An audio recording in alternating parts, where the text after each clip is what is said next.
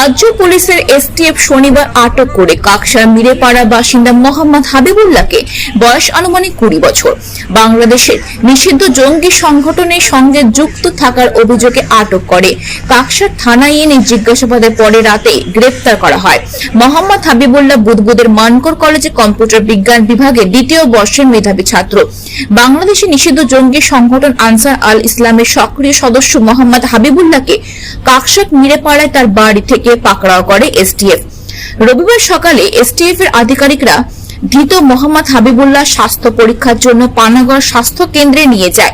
কাকসা থানা পুলিশ ধৃত মোহাম্মদ হাবিবুল্লাহকে রবিবার দুর্গাপুর মহকুমা আদালতে তোলা হয়। কাকসা থানায় পুলিশ ইতিমধ্যে 14 দিনের পুলিশ হেফাজতে চেয়ে আবেদন জানিয়েছে। আপনার বিরুদ্ধে অভিযোগ কি বলবেন? কি বলবেন? দেখে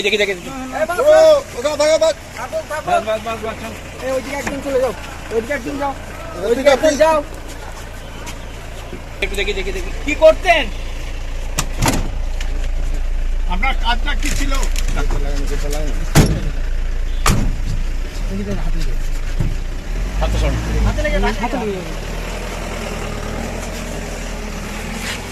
सन ऑफ बंगाल के माध्यम से हर खबर आप तक सबसे पहले पहुंचाई जाती है। सन ऑफ बंगाल जहां यूट्यूब, फेसबुक और वेबसाइट हर जगह पे है। हमारे यूट्यूब पे आप देखिए सन ऑफ बंगाल की खबरें।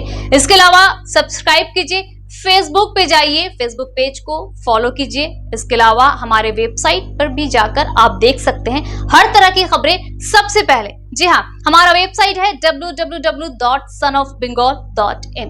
धन्यवाद।